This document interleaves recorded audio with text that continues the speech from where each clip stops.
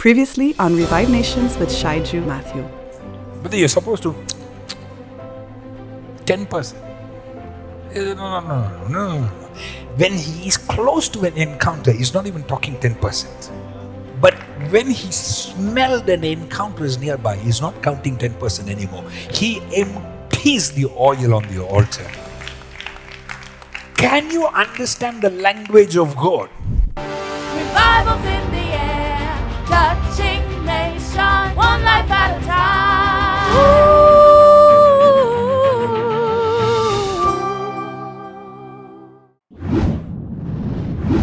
Welcome to Mentorship Gold. You have to understand, even prayer as a king, things that you did that moved a king one time will not move the king the second time. There are things that you do with the king will not work the second time. Because some of you are like, you just expect God to remain the same. This is not a God you can contain. He's a God that is moving God. You have to catch up. Look at your neighbor and say, catch up. You're using the same technique, bro. It doesn't work.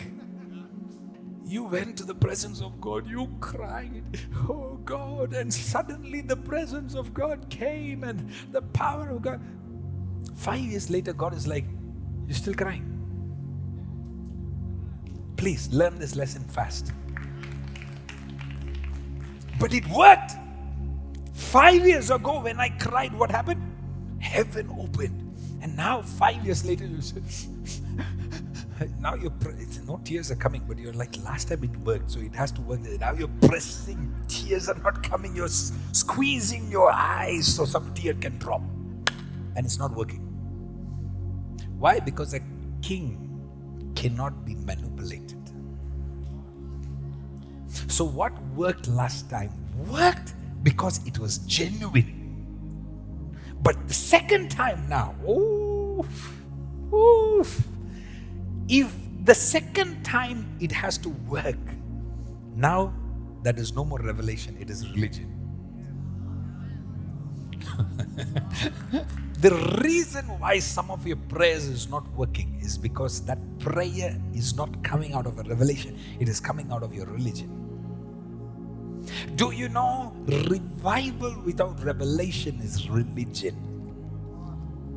There is certain revivals that you can have that God can start hating. Was that too much? Because there was pin drop silence there. I could feel the air go cold on that one. Some things that you do, you think that is making God happy. But God is like, no. That was good in your 5th grade. That was good when you were in 7th grade. Now you are in college. What? I wish somebody is listening to me right now. So when you came to the Lord, you were clapping hands and the presence of God came. Now you're clapping, nothing is happening. Why? Because right now that's religion. And that is when David has to say, whoa. I'm going to dance like never before. He begins to dance. God is so moved by his dancing. But notice, next time the ark of God came, he's not dancing. Every 7 steps is sacrificeable. He said, count another 7 steps, cut another bull right here. Brother, what happened? He went from school to college. Why is it that you're trying the same thing with God? And you're like, why is it not happening this time?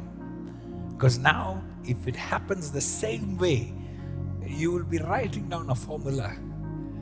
You will be like, this is a family recipe. You'll be passing it down to your children. Cry like this, stand like this, have a kerchief in your hand, sob like... No. God cannot be manipulated. The reason why your ministry is stagnant is because you're trying to manipulate God. You're doing things the way you It worked last time. What you did last time brought you to this level. But what is required to go to the next level is not the same thing you did last time that brought you to this level. Did you get it? What you did last time brought you to this level. If you keep trying that, it does not take you to the...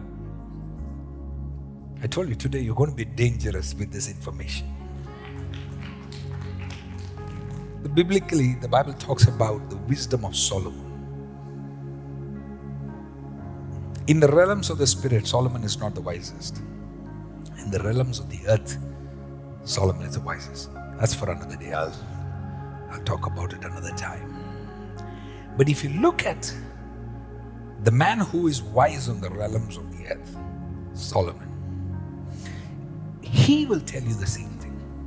The first time he has an encounter with God, he comes, he has a sacrifice of 1,000 bulls, because he remembers from his Papa David. He said, I remember as a little boy walking with him, and he, every 7 steps, what did he do? He had a sacrifice. He said, okay, if this God likes sacrifice, guess what? I am more blessed than my father. So let me use the language of sacrifice. So what does he do? He sacrifices 1,000 bulls. I don't know if you heard this. I think in the prophetic covering on the app, I shared this. For the first time in history, God said, I will speak to a king directly. Until then, whenever God wanted to speak to a king, God said, this fellow, I don't want to talk to him. You prophet, come, you go speak to him. But for the first time, God said, it's okay, this fellow, I like him. I'm going to talk to him because he is now talking my language. So he has the capacity to hear. You're wondering, how can I hear God better? I'm just teaching you now. The language of God is activated by you using His language. When you use His language, He will speak to you in your language. That's prophetic in a nutshell. God is looking at him and he's saying, I understand the language of God. So in order for me to hear God in my language, I need to learn to speak His language. And the language of God is sacrificial giving. What does he do? He said, time out. He's calling his people and he said, wait a minute. I sacrificed 1,000 bulls and God spoke to me in a dream. And yet when God speaks to you in a dream, you just wake up and say, I had a weird nightmare. And it was God speaking to you. You didn't like the means of His communication. You want Him to speak in your right ear. But yet the manner of God's conversation in the Bible was through a dream. Even through in the New Testament, when God wanted to speak to someone, He would speak to them through a dream. And yet God has been doing the same thing with you, but you wake up and you don't even write it down. Because you didn't learn the language God was using to speak to you. The means, the manner in which God speaks. So what does He do? He calls and says, if this works, I needed to get better at this. If this works, I need to get better at this. He said, next time I go to God, I can't give Him 1,000 bulls.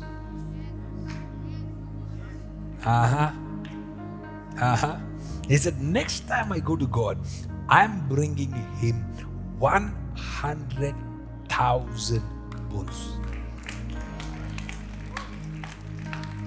The dimension of a king. Look at your neighbor and say, welcome to the dimension of a king.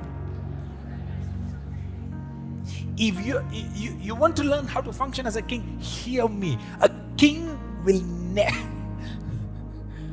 Oh man, you're too blessed to hear all this. A king will never bring a gift inferior to his last gift. If he is a king, every time he comes, his value of the gift keeps getting higher and higher because he's a king. He cannot go down, he only goes up. Welcome to the kingdom. And how come you as a child of God, how come your offerings just keep going down? Familiarity. You got familiar with God. And you're thinking, well, I don't know why there's no breakthrough. Why? I'm telling you now why there's no breakthrough. You became familiar with this God. There was no anticipation when you went to his place. Instead of anticipation, what you had in your spirit was conditions. Instead of anticipation, you had what? Condition. You're like, if God is not doing that, you went to God upset. You went cribbing. You went doubting. You went with unbelief. You went with lack of gratitude. So now God is not able to take you to a level of friendship. If you look at Abraham, there is no condition in his obedience. If you look at Abraham, he is not even saying this is fair or not fair. In fact, everything about a sacrificial giving there's nothing fair about it. If it's fair, it's not sacrificial. It's probably rent money. What is rent money? You gave me this, so I'm giving you my rent. That is what is fair. But your giving cannot be fair. It is not fair. Abraham is not even talking about if what God is asking is fair. The language of God. Learning the language of God. Do you know you are the result of multiple traumas. Your decisions you make are the result of multiple traumas. But you're not ready to reign as a king. If your decisions are always based on your past, you're not a king. A king does not rule from past. Because Papa David, all he gave was he went to that place, that field. He bought a field. He gave 7 oxen to the Lord and God was happy. That's his past.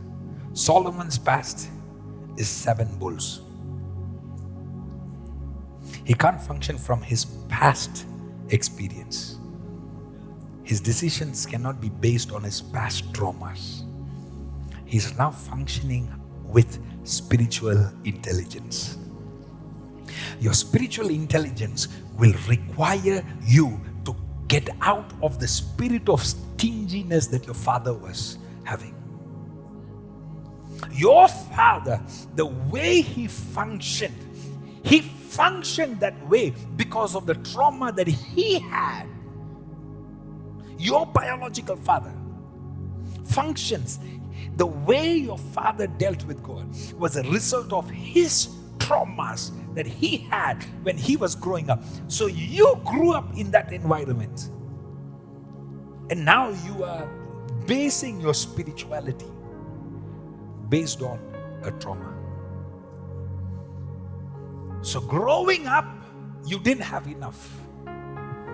Growing up, every 25th, there was a fight in your house because there was no enough money to make it to the 30th. So your entire decision of money making and giving and sacrifice is orchestrated by that trauma that is in your subconscious. So you don't have the capacity to function as a king.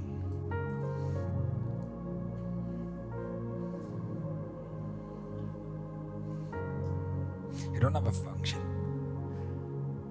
In order for kingdom to be known to you, you have to be a king. Can we have an understanding of how kingdom works?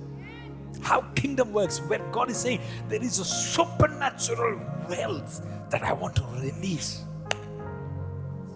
Why should a president that has millions of dollars in his own bank account, why should he see you? You're broke. Your God is not working for you.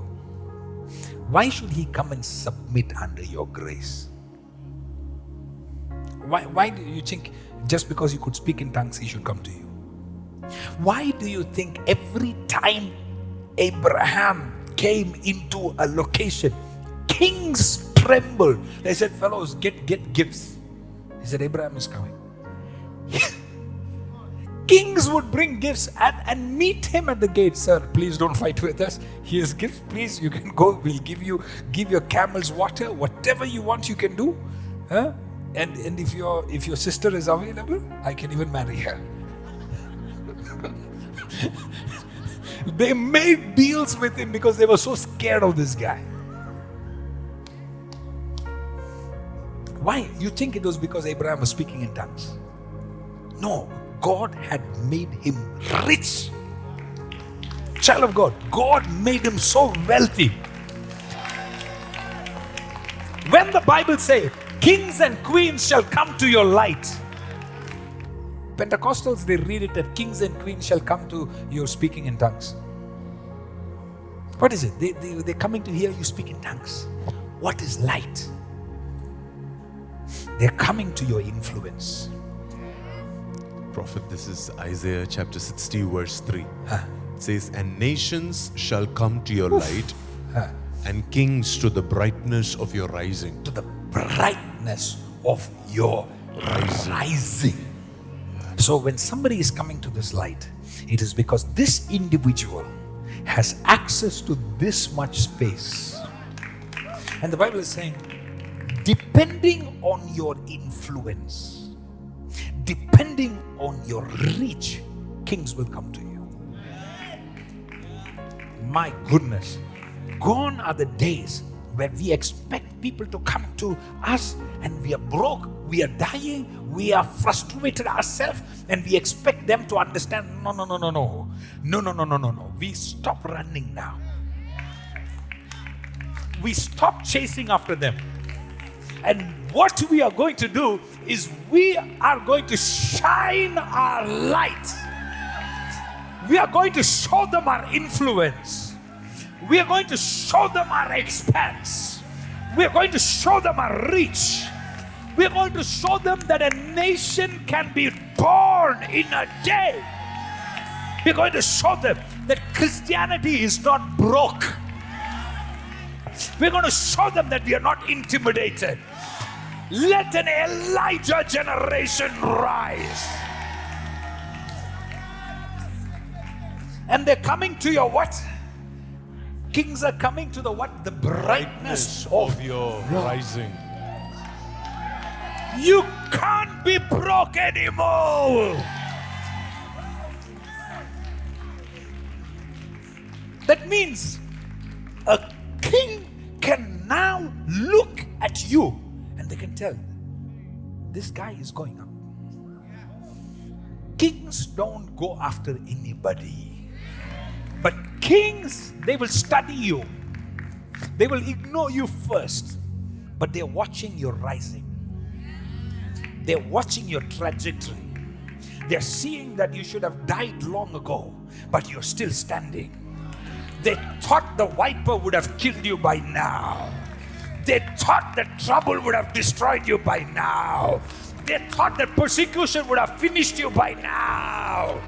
But you are still found standing. So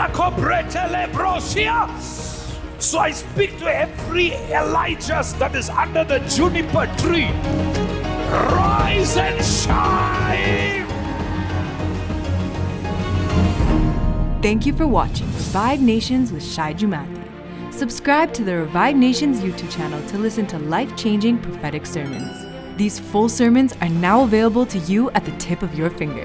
Download the Shyju Mathew app on iOS and Android to access the full sermon library. Bonus content. Enjoy the exclusive Mentorship Gold teachings for pastors and leaders. Follow Prophet Shyju on Instagram for more information and stay up to date when we visit a city near you. Unlock a revolutionary way to connect with God through the Pray Now app. Transform your prayer experience by seamlessly recording your prayer requests, thoughts, and moments of gratitude. As a companion on your spiritual journey, chart your daily walk with God in a deeply personal and meaningful way. Join a global community of believers by downloading Pray Now on your iOS and Android devices. Distance is not a barrier to God. ReviveNations.tv is now open to live participation to our services.